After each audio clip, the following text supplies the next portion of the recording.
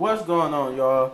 What's going on, YouTube world and YouTube tribe? Welcome back to LilBigMan Gaming, bringing you the last review video for the day. A review for What If season finale, episode 9, entitled "What If the Watcher Broke His Oath." There is no synopsis for this episode, by the way. It's weird to usually all the episodes have a synopsis. The synopsis just reads back to you what the name of the episode is. Just what if the Watcher broke his oath. So basically, this episode is a continuation of episode 8, which was what if Ultron won. We see what if the Watcher broke his oath. His oath is that he vowed to never interfere, to only observe and watch. And this episode seemed that he had to break his oath in order to stop Ultron, because he realized that the only way to stop Ultron is to break his oath and to intervene and stop Ultron, but not himself, but to stop him through his intervention, which is he goes and assembles his ragtag team of Avengers. He recruits T'Challa from the What If episode and universe where T'Challa became Star-Lord instead of Peter Quill. He recruits Thor from episode 7. He recruits. We get to see the return of Peggy Carter from the first episode, from where Peggy became the super soldier, became Captain, had the super soldier serum instead of Steve. We get Killmonger return back from when he was Wakanda, having the Black Panther suit and all that type of stuff. We get to see that episode. We get to see that he recruits that person. He recruits Gamora from a universe where Gamora basically killed Thanos herself. Like, she wears like a pseudo, or she wears like Thanos pseudo armor like he had in the Avengers, Infinity War, and Endgame, but except it was retrofitted for her use, and she uses Thanos' double-bladed sword. I think that was it, right? Yeah, he had Captain Britain, Killmonger, T'Challa, Captain Britain, Killmonger, T'Challa, Gamora, Thor, Doctor Strange himself. I forgot Doctor Strange, and then eventually Natasha. But this episode starts out with how he gathers them. It starts out with Captain Britain herself, Peggy Carter, going on a mission with Natasha. We see like this is almost like this mission is like it's like by Natasha's hairdo and stuff. This is supposed to be like I guess you would call it Peggy. Captain Britain and the Winter Soldier type thing. It was like doing like the Winter Soldier part of the Captain America movies and stuff is with Captain Britain, because she had on like the Captain America stealth suit that he had on, and Captain America with the Winter Soldier.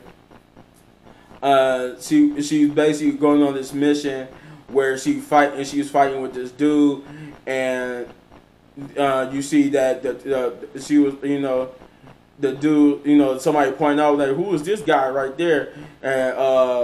And Peggy looks up in the sky and she's like, oh my God. And she sees the Watcher. You know how in every episode of the season, while they were doing, you just see like the ominous presence of the Watcher just sitting there. But this time, when he's sitting there, his ominous presence could be seen by Peggy Carter and them. And she's taken from her time. Along with Thor, you see Thor fighting the Ultrons from the end of his episode. You see T'Challa fighting off Peter Quill's father. I think I couldn't remember where Killmonger was basically getting attacked by Siri and and the rest of Wakanda. I think it was also Pepper there too. They was all attacking Eric. They realized what he did. Gamora was she just got done destroying the Infinity Stones and the Infinity Gauntlet, and they basically were brought to this whole this bar like pub with a picture of Steve from Peggy's reality, and they are told their situation. Their situation is that they have to stop Ultron, and the Watcher explains to them that he brought them all together because he realized that to stop Ultron, he was looking for one great hero to stop Ultron, but he realized that he needed a team to stop Ultron, so he put together his own version of the Avengers, but called them the Guardians of the Multiverse.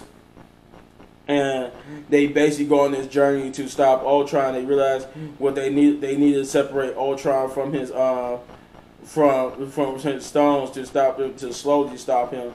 And they first plan to attack is to basically separate him from the Soul Stone. Thor basically, you know, he joyfully tells him, he like, look, I warn you though, I am great at attracting unwanted attention.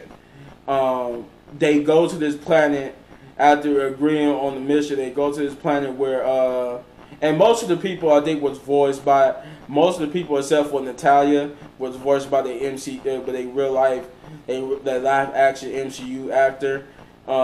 Even Gamora was voiced by Zoe. But yeah, everybody was basically voicing their characters except for Natasha. They go to this planet basically to start their plan of attack, but I think they don't plan to attack until like the next day. But in their in their toasting and stuff, Thor accidentally like lifts up his hammer and sends like a big ass lightning strike into the sky. All of a sudden you see that this big ominous face of Ultron Vision, and you realize Thor had because the only reason why he shouldn't have been able to find them on that planet because that planet don't have enough intelligent life to attract Ultron Vision, and that was the perfect planet to hide in. But thanks to Thor, you hear Ultron Vision say, so there is life on this planet after all. And he was like, I did warn you guys. I was great at attracting unwanted attention. So a battle ensures basically with Ultron, where they had to, thanks to Thor, put their plans into motion early. And Thor and them, they fight with Ultron.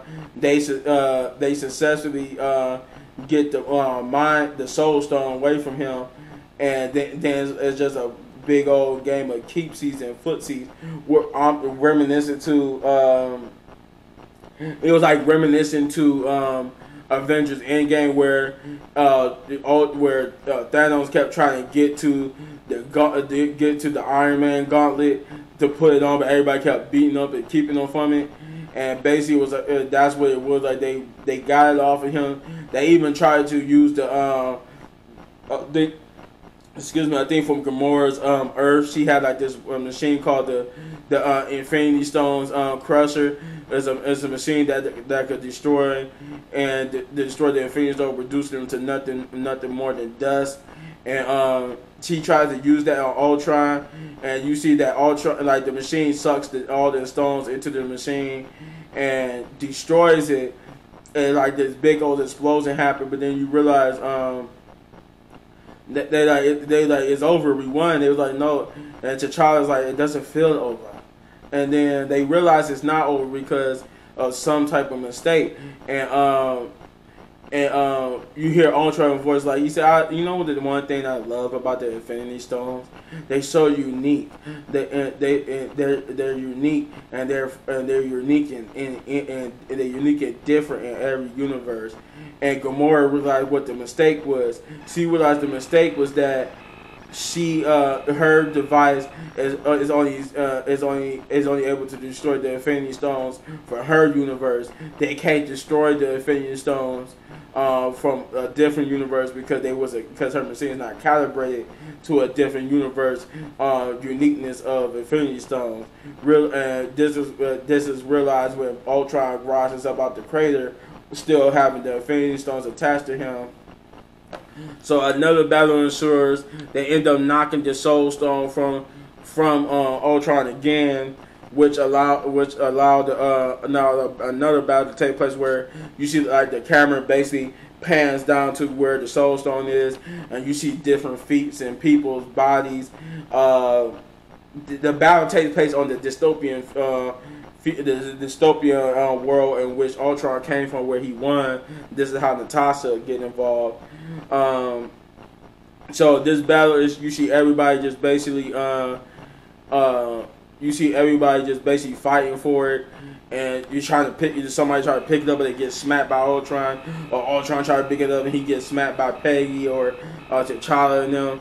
So then you see Peggy get smacked to the ground. She like laying on the ground, but she wakes up enough to realize that the Soul Stone's in front of her, so she tries to reach to grab it, but then Ultron beats her up, and I think Ultron gets it back. He said the thing is, where I thought I could just kill anybody in my way, yet you guys just won't die.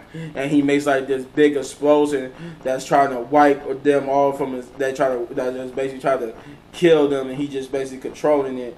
And you got Thor and all of them trying to basically keep the explosion from killing them. Natasha and Peggy come up with a plan. They still got the arrow loaded up with Zola in it, and to shut down Ultron. And they realize that's their best bet to do it. And both Peggy and on separate buildings, both Peggy and Natasha basically drive up. She drives up with the motorcycle. Peggy running up a different building, and they both jump off the building towards each other. Peggy landing on top of Ultron, who's floating in mid-air, and basically raises up his Ultron face helmet over his Vision face. Raises up just long enough for Natasha to get an arrow shot off, and she says, "This is for you, Clint." And she shoots the arrow with the Zola virus into Ultron's eye, uploading the Zola virus to him, causing Zola to be able to do his thing and take over and destroy Ultron. Ultron tells Zola like they inside his body there you see this green representation of Zola, while Ultron is a red because he's Vision, his face is red, like in his red he's in this red glow, while Zola's in this green glow that's like in the form of their faces. And he's like, "Where's your intentions? Where's your purpose? What do you want here?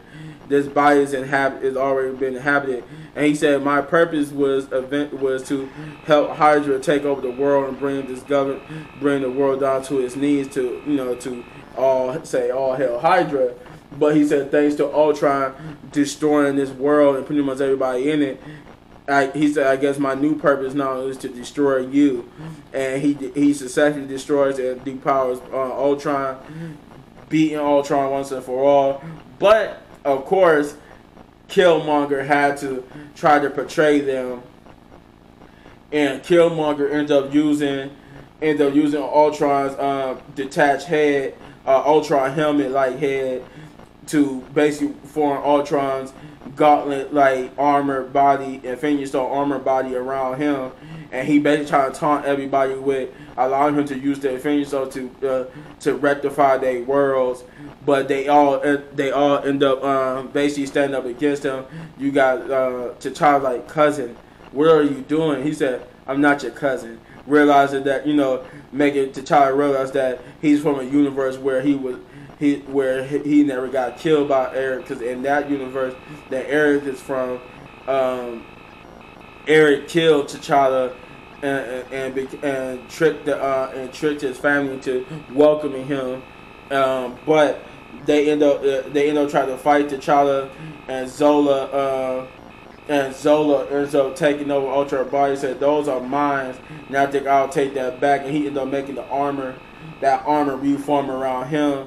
But in the ensuing struggle, Eric is like trying to pull the armor back to him. So like this flash, like this glow of light that returned from before, them struggling with each other, and they end up freezing Eric and Ultron stuck in this loop prism, and that the sacrifice that Doctor Strange will have to make is watching them for all eternity. And Doctor Strange is the least I could do for destroying my universe is to watch and make sure that they don't escape. And Watcher tells them that you got to, because if that thing cracks and breaks and they escape, it's basically the same situation all over again. Everybody goes back to their original Earth with Natasha being the last one standing from the dystopian future.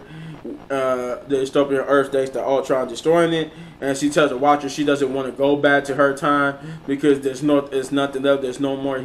She's the only person alive, only human left on that Earth. She doesn't want to go back there, and that she's not going to leave this basic magical pub. And he said, well, this pub was just a representation anyway. It really wasn't an option to stay here. And he teleports her to a world that lost, to a previous episode that lost a widow, and she's allowed to live in that Earth, and they welcome her as their only widow, as their replacement widow. And pretty much the Watcher gives his end monologue, and that's the episode. This episode was good. This season finale was good, man. It's a post-credit scene. It's not an end-credit scene, but it's a post-credit scene. And it's a little bit of a payoff for Peggy Carter. I give you that much of it. It's a payoff for Peggy Carter, the post-credit scene. But yeah, this episode was decent. I give this episode 9 big ups. Just because it was a decent episode, it wasn't too bad. It wasn't too bad at all. It wasn't a perfect 10 episode, but it had nothing wrong with it. I enjoyed it very much to see this ragtag team of Avengers made from different people from the what if timelines to come together to defeat Ultron and eventually save the multiverse as it is. But let me know in the comments what you thought of this episode. And if you like this review, then hit that button right there in the upper right corner for all of my reviews.